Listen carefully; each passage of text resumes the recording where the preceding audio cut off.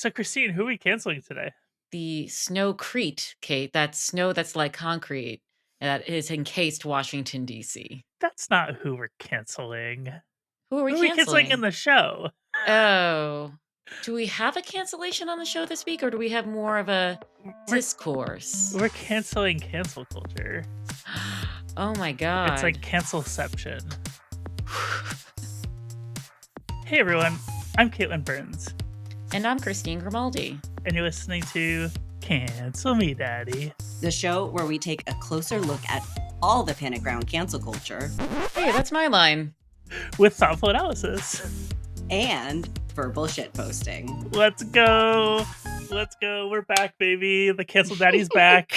Hey, Cancel Daddy. Hey! So I guess this is a good time as any to say our guest this week is former co-host Oliver. No longer canceled from the show. No. It's your great uncanceling. People dream of that day. Mm. So we wanted to have you on to talk about cancel culture. Imagine that, talking about cancel culture and Cancel Me Daddy. What? But before we get into that, Oliver, just for all of our old time listeners, how you doing? Yeah, I mean, the world is on fire and I'm feeling, the terror around that and, doing what I can. But, like I've made a move. I'm doing a lot of like taking care of myself, moving in the right direction. And I feel like, with everything on fire, that's like a really good place to be. And so it's a weird mix of existential terror and dread and doing really well. And it's kind of like, up and down the roller coaster of life, right? I'm so excited to have you back Mhm. on the show. We've been talking about doing this for literally years, I want to say. I tried to get you on last year for the anniversary episode, but I think the 5-year mark is This is a bigger anniversary. I just, I needed the attention. I needed the big anniversary. No, thank you so much for having me back on. It's lovely of to see course. you. This is like worlds colliding for me with like having you on and also Christine. I know. Oh my gosh, Friends, co-hosts. it was so lovely meeting Christine planning for this episode, and I think that y'all have been doing a fantastic job. Oh, thank you, Oliver. Thank you. So I wanted to start with what, in your mind, what is cancel culture? Oh, that's such a big I question. know. And I think this is something that we've like kind of disagreed on over the years. Yeah, maybe do we still disagree? I don't I don't know. know. Let's see. I mean, I think cancel culture encompasses a lot of things because it's not a like clearly defined term and people use it in different ways. So it can be a little tricky, but I think ultimately it's the idea that someone will say something that other people will find upsetting for whatever reason and glom onto that and try to take away their platform. Hmm. Right? That's kind of how it's used in the common culture, right? Whether or not that's canceling, right? I think there's been a lot of discussion over the years about whether that's actually canceling or Yeah. people are just being like, "Hey, actually we don't like that and we don't want that in our culture." To me, like you can't be canceled unless you do face actual material opportunities lost, right? Like if you just get dogpiled on social media, I don't think that's a cancellation necessarily, unless you then go on to like lose a job or some sort of opportunity. I think I would make that little distinction in there, but it's definitely a thing. I just think it's one of the most misunderstood phenomenons in like modern society. Okay, what about if someone loses an opportunity or a job, but then gets a better, fancier job with more money? Well, that's the cancellation economy right there. That's the term that we invented back in the day, Oliver. Do you remember? The cancel culture grift economy. Yes. Did I get it right? I think you did. The cancellation grift economy. No, it's Us. cancel culture grift economy. Yes. Cancel culture grift economy for I was really 500 hoping that points. that phrase would catch on outside of this show, and it really hasn't. It It's should have. There's so much money in I it. I also know. like the cancellation to grift pipeline. Yeah. I mean, we were gonna talk about that later. Do you wanna talk about that now instead? Sure. I mean, I think that when we talk about cancel culture and even those definitions, the people who participate in it are usually It's like those who pray loudest in church tend to be the biggest sinners. Mm. I don't know that you can participate in cancel culture if you are not some sort of hypocrite. I think there are two different kinds of people in the world. Okay. There is one who tries to get canceled for promotional purposes. Yes. And those are the people that this show was originally made to mock. So I don't know how many people know this, but when Oliver and I were trying to come up with a name for this podcast and we came up with Cancel Me Daddy, it was like we were putting ourselves in the shoes of like a Tucker Carlson or a Ooh. Barry Weiss or Matt Iglesias who's like saying offensive things, and then the second they get some pushback, they're like, "I'm being canceled. Look at me, everybody. I'm being canceled. I'm saying something controversial." And it's like they had a fetish for being canceled. They were saying, "Ooh, cancel me, daddy." Like, so I think there's that category of person. It's a great idea, Kate. You really like just gold. There should be a Gold. podcast about that. There should be. Oh. That's like a really good podcast name. You know, the funny thing is with the name of this podcast is I think it throws some people off because it's evolved over the years. Like I went back before this episode. I listened to our first episode that we recorded, Oh. which I will never share publicly again. But we were like making fun of Tucker Carlson the whole time. Very different tone than we have now. And it's evolved into something more, right? We couldn't just cover cancel culture for 5 years and make it work. I don't think that kind of show would work. But now we do media analysis. We have political guests. We started doing a series of history shows with like, what did cancel culture look like in the medieval ages, or was there an equivalent back then? Mhm. Okay, I need Excom to go back excu and listen to that one. excommunication. Wow, say that 5 times fast. Look for our episodes with Eleanor Yoniga for those, which were really good. Like we've expanded it over the years. To go back to my original point, I think that there's a second category of person who is very much not looking for attention that becomes the main character on Twitter or Blue Sky. Absolutely. And you saw that with the original example of cancel culture that I go back to a lot is that woman who got on a plane to go to Africa and she made a really horrible, offensive joke about Africans having AIDS. And by the time she landed, she no longer had a job. And so I'm gonna cancel you. Okay. No, isn't that the makeup artist? I don't think they're a makeup artist. I don't think that's who I was thinking of. Okay, are there multiple people with this exact same Probably. story? Okay, Probably. okay. I remember this person being an academic or like I think she was a comms a person. comms person in politics maybe or political issues. Like actually a very liberal person just made a joke in extremely poor. It was super offensive. I am not denying that. But like she didn't set out to make a career out of having controversial Mhm. opinions, right? So I think somebody who would fit into that category would be Isabel Fell? Isabel Fell, thank you, who wrote a very honest, really good abstract piece of written art, I would say, and people misunderstood it and basically ran her not only off the internet, but out of her transition. That type of thing would also fit into this category of like somebody who kind of accidentally fell into a lot of really negative attention online and Mm. faced consequences for it. So our show has always had a more sympathetic view towards like the Isabel Falls of the world than like the Barry Weisses. And we keep bringing up Barry Weiss. This is like the fourth episode in a row that we've brought up her name, but I think she's such the clearest example of this dynamic. Mhm. When I say hypocrite, I don't mean that they don't believe in the bullshit that they're slinging, but it's this, oh, like holier than thou. I'm being canceled. I'm being canceled. And it's a Yeah. way for them to grab attention, to make money, as we're going to talk about, and otherwise be in the public eye, which is the attention that they crave. Christine, you mentioned the numbers. Do you have those? I know you put together a bunch of numbers for us. I sure do. Who should we start with? Oliver, do you remember our two-part special about Dave Chappelle? Vaguely. Did we talk to some Netflix employees? Netflix employees, and then we had a follow-up episode. Yeah. Yeah.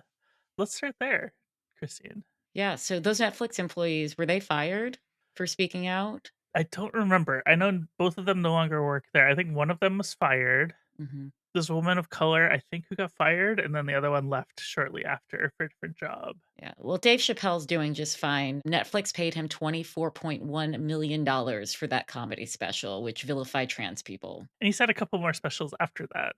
Mhm. Yeah, I don't think that Chappelle was ever really canceled. There was a couple of venues where the staff were like, "I don't wanna work this," and then there were no more staff to staff it. He didn't really face consequences other than criticism. So it's this conflating of criticism with cancellation. Why do you think people do that, Oliver?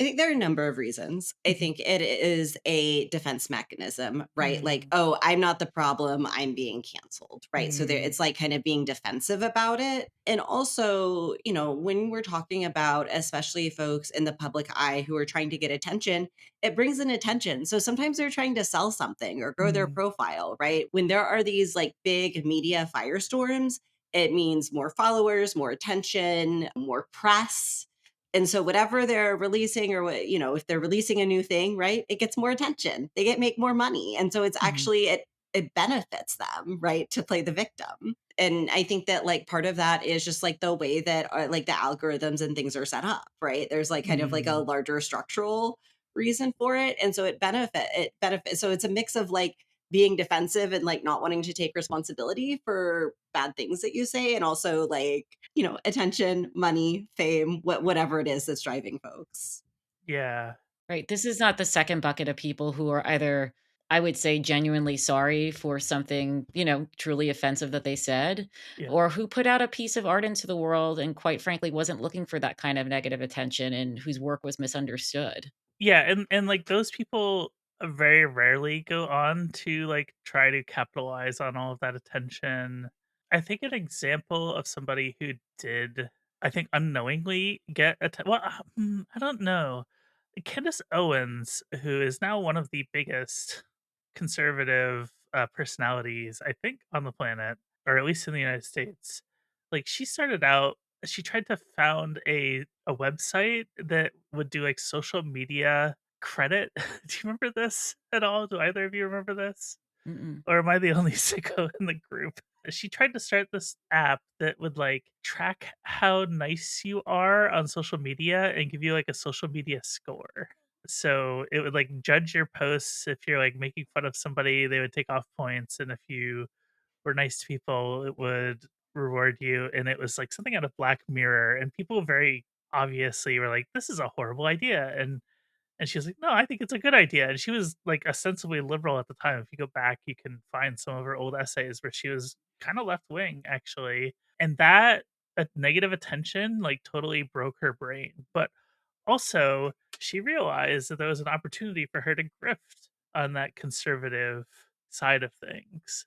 Mhm. And she has written about this before. She'll say, "I learned who my enemies were that day, and I learned who my friends were, and the friends were the right wingers." And now she's out there peddling conspiracy theories about, like, Charlie Kirk's murder. And it's just, I don't know why these people are like this. It I really awoke a don't. grift in her that she perhaps didn't know existed. I think I think the grift was always in her. Mm. She just found the way to do it. Well, then there's Matt Iglesias, who commended the Harper's letter way back when and was criticized for it, not canceled. Yeah, And he has nearly 18,000 subscribers, I presume, to his Substack, yeah. which means he's grossing about $1.4 million a year. It's pretty good work if you can get it. Then there's J.K. Rowling. Oh god. We all know her. Uh-huh. So that game, Hogwarts Legacy, retail Yes. sales revenue exceeded $1 billion. That's on top of all the money that Harry Potter makes for Warner Brothers. Really interesting how, a woman who wrote a series about like authoritarianism and fascism and like Mhm. discrimination somehow is on this side of everything. I mean, didn't her main character end up being a cop? So maybe it's not that surprising. Oh, yeah, yeah. I Wait, Harry mean, Potter's a cop? Yeah, at the end. the epilogue, yeah. Yeah. He becomes a cop. Wow. That explains everything. I thought it was interesting. I think they're doing a new audiobook edition, and they got like a pretty star-studded cast for this. And the reactions that some of these people had to criticism for jumping onto this project were kind of outrageous. Like, I think Keira Knightley was part of the project, and she was asked about it, and she's like, "Yeah, it's really sad what's happening to trans people, but I'm excited to work on this J.K. Rowling book." Interesting. Yeah. The one that kind of broke my heart was Kit Harington from Game of Thrones, who Oh, I was a fan of, but he jumped in to lend his voice to this, and I'm like, "Oh boy, okay, to more mediocre IP. yeah." Yeah. So is he canceled? I don't know, are we canceling him? We could cancel him if we wanted to. The end of Game of Thrones kinda canceled him anyway, True. because it was just so bad. Yeah, no, I was just kind of asking, like, where is the line of, Yeah. so, like, where is the line of when canceling is justified, I guess? And Mhm. yeah, I don't know where that is. I think that's an ongoing question. Or when you knowingly participate in something that you know is wrong. Mm, What would an appropriate action be? Like, obviously, we're not gonna say that it's okay if people consume these audiobooks, right? But, like, does that mean that people who are socially conscious and care about trans people, should they not consume the next Kit Harington project or the next Keira Knightley movie? What would you 2 say is the line for that? Or what would an appropriate action be? Is it just boycotting this project, or do we just not fuck with them ever again? I don't know. What do you think, Oliver? I feel like I have kind of moved in a direction of like I think we should be thoughtful about the choices that we make around what we buy and the media we consume, et cetera, et cetera. But I don't believe in like purity politics around it. Hmm. And so, I think that consuming something of like J.K. Rowling's particularly is concerning to me given how much money that she's putting into anti-trans hate. Hmm. Right? Like, I think that that is just like a like, no, I can't. I think that we shouldn't do that. But Yeah.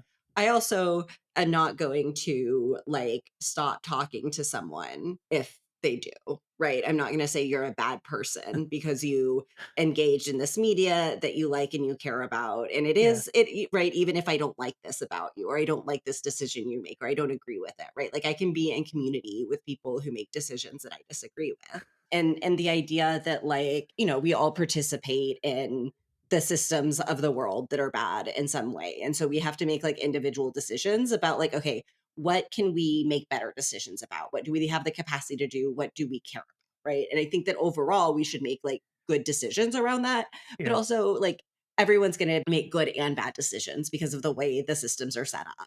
One of my best friends let slip that she had spent some time playing Hogwarts Legacy, and I don't think I masked my face well enough because she definitely was like, "I'm so sorry," and I was like, "What do you want me to say?"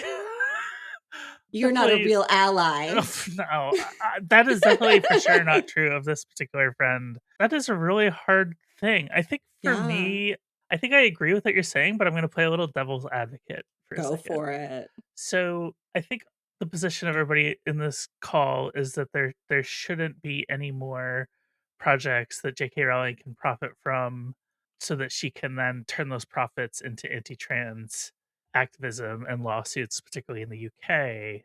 And if that's not your position, tell me because I want to know. But if that is true, like, isn't there a way to pressure the people who do sign on for these projects through like public pressure and activism?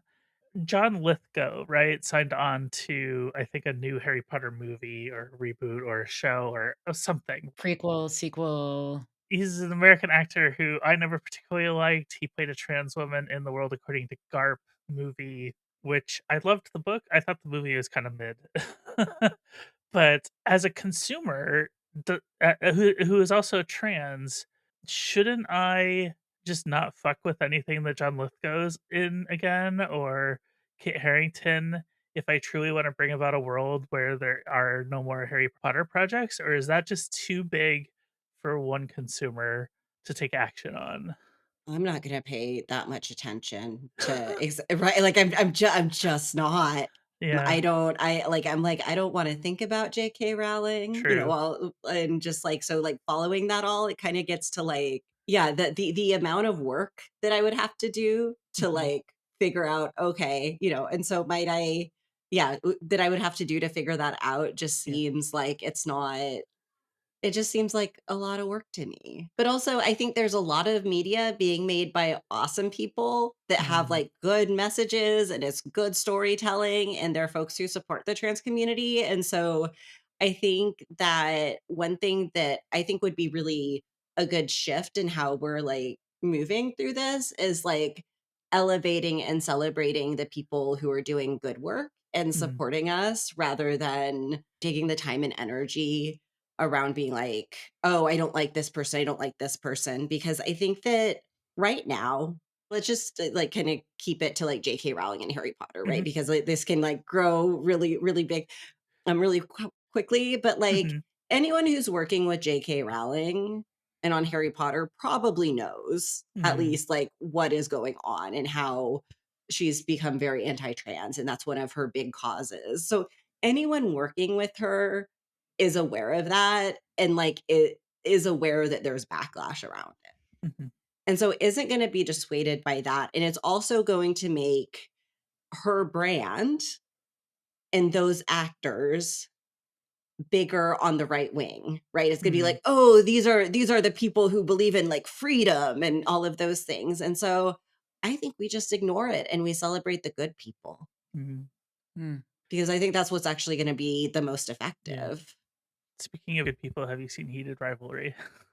I have not, but people keep telling me about it, and it sounds We real keep bringing it good. up. We keep bringing the show up because I'm still obsessed. It's so good.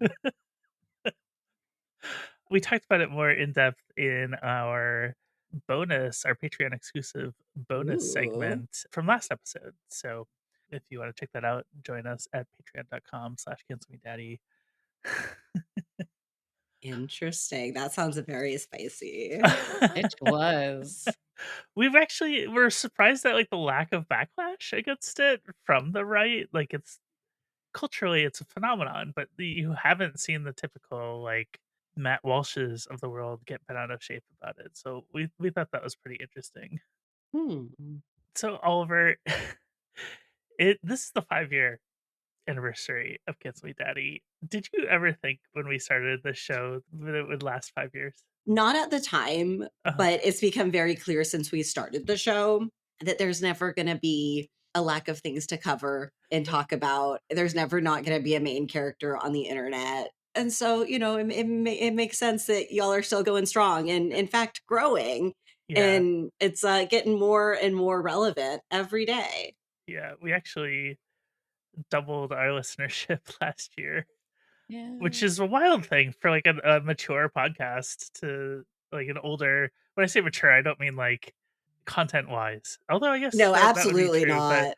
no, we're very immature. Verbal shit posting. um, Verbal shit for an older posting. podcast, yeah. There it is. We have both of them in the show now. Mhm. Yeah. I'm gonna ask each of you this, but like, Oliver, do you have a favorite moment from making the show or an episode? I think the Isabel Fell episode is one of my favorites. Emily was so thoughtful and had so many meaningful things to say about the way that cancel culture really is unfair to Mm, some folks who are just trying to be and make art. Another one that really stands out to me is the Catherine Cross episode that we did. That completely changed how I engage with the internet and how I engaged with social media, thinking about how these platforms are built for us to fight. And that's like actually like the whole point, right? And kind of mhm, taking that a step further, like that's a lot of the reason we're seeing erosion of democracy right now. mhm, And so, like, these social media platforms have made us fight, elevated a lot of infighting on the left to like fracture that movement and fracture like progress and folks being good to each other. and also fractured people with different political opinions from talking to one another, right? They've isolated us from our neighbors, from our Mhm. communities, things like that, and that's like led to the erosion of democracy. And so, and I think that Catherine Cross and what she was saying really was the first time that I began to understand the larger Mhm. picture of what was going on. Christine, how about you? I think it's when our cancellation gunkle, Michael Hobbs, came on the podcast after the 2024 presidential election. Oh my god, We were yeah. all really reeling, and it was nice to have him help us sort out the results and where we Mm, might go from there. mm. Yeah. We heard from a lot of fans in that episode that we, like, kinda helped them feel sane in a kind of not sane moment in time, in history. Yeah, and that felt good too. Do I have a favorite? I mean, they're all my babies. I'm gonna say it's actually an episode with Christine. Sorry, Oliver. I'm gonna cancel you now. It was the Pope cosplay episode. Oh, that was great. Okay, not canceled. Yeah, no. That episode was so fun. It was the first time we were on YouTube.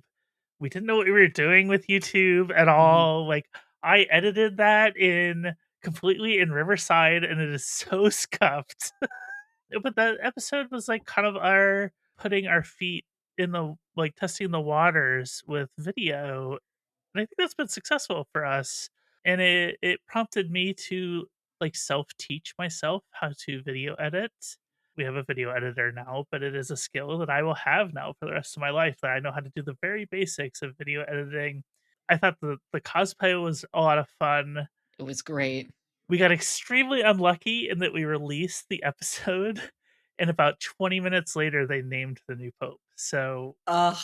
we were newsy for 20 minutes, Yeah, that news Mhm. cycle, it'll get ya. and then nobody cared because we had a new pope, and we didn't know who the pope was going to be at the time. So of recording. So You're my pope. yeah, I guess I am the cancel pope. Is that my nickname? Is this official? Are we making it official today? I think we should. So Oliver is the cancel daddy. Christine is the ombuds mom. And I guess I can be what do they is it a coronation that they do for the Pope? What Oh, I don't know. We're as cradle Catholics, we should know we this. should know this, but we don't. No, you Which know is who would also know this? normal for Credo That's Catholics. right. You know who should know this? All the fucking adult converts. Get Liz Bruning on the line. We're making it official, Do, do, do, and I do, am the do, cancel Pope do, now. do. Yes. Someday I'm gonna get rid of this thing, but Incredible. not yet. Never. That is a relic. That's gonna be in a museum someday. Mhm. The cancel pope. I think that this needs to be in a Catholic museum somewhere. The Vatican? Yeah.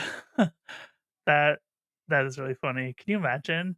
That'd be really funny. Like, they have the secret library that only, like, the Okay. Pope and his staff can access. I know I'm gonna get canceled for this. Okay. I'm not gonna say it. I feel God. like I can't. Sorry, I was just.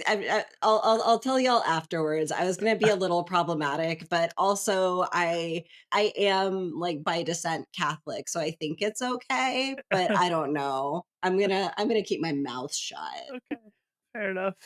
It's actually now that I'm saying all of that, it's like it's not. It probably sounds worse than it actually is. I'm like. It sounds way worse than it actually is. I'm like, I can't say it. But you know what? It's okay. Boundaries. Listen, the Uh, Catholics are generally not good people. Catholic Church, I should say, not Catholic people. Well, this show has gone off the rails, but what did we expect? Yay. I think we take it to out of context cancellations. What do you think? That'd be great. Oliver, you down to stay? The cancel daddy needs to do some canceling. I haven't been getting my canceling It's in. true. It's true. Okay. Out of context cancellation is our segment for our listeners to cancel whatever is annoying them in the world. It could be our horrible political situation, or it could just be something in their personal life. But you can leave your own out of context cancellation either in our Discord, in our YouTube comments, or you can actually send us a voice message now at memo.fm/cancelmedaddy, which nobody's been doing, and it makes me sad. Send it cancel Pope your voice memos. Yeah, that's definitely a cancel Pope. That was some real Catholic guilt you laid on there. First, we are canceling the whole rotten idea of healthcare for profit. What do we Yeah. think? Yeah. 100%. I have a story for this. This is not my cancellation, but it might as well be. Do tell. So I've been talking with my doctor about getting on Zepbound, which is like a different version of Ozempic. I don't care so much about the weight loss side of it, but I like my whole life I've had like food noise. So like I just had lunch before we hopped on this recording, and I'm already thinking about dinner. Like as we were talking, I was thinking about dinner, and I can't stand that. I want that to stop for a while. So everybody I know that's been on this medication has said that that goes away when they're on it. Mm. I also have sleep apnea, which I think that would help with. So I have my reasons, right? So don't think that I would be doing this just for weight loss because like I said, I genuinely don't care about my weight. But I am not diabetic or pre-diabetic. And so my doctor put in a prescription for me, and my insurance company got back to her and was like, "Yeah, we don't cover this medication at all for any reason What? because it's too expensive." So yeah, the the pharmacy messaged me and they're like, "Your insurance company is not going to cover it, so your balance due will be $1,200 for one 1 month dose." And I was like, "Oh, God. Jeez. Never mind." Oh, So I'm sorry. shitty context to the out of context cancellations today. You know, you pay into healthcare and then you get nothing back. I pay $600 a month in premiums and I'm getting Mhm. nothing back. It's ridiculous. One of our listeners says cancel Tumblr for calling them out again. Is Tumblr still around? Apparently. I can't remember the last time I went on Tumblr. Those were the Um, days. yeah, back when the internet was good. That's one way to put it. I mean, look, Tumblr banning porn had a really big impact on the whole internet and how good it was. That's true. I can get on board with that. I mean, half kidding, but I do feel like that was a big turning point. I'm having flashbacks to our corn episode, Christine. Mhm. Yeah, when in doubt, I trust porn and I trust every sex worker who warns us about the dangers of regulating the internet. It's true. Yep. Next, we're canceling hopelessness. Oh, Yeah. We actually did a really good episode about that once, Oliver. Do you remember that?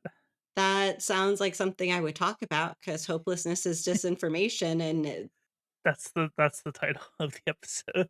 gotcha. Yeah, the way that they get us is making us feel hopeless so we don't do anything about how everything is a dumpster fire. It's true. It's true.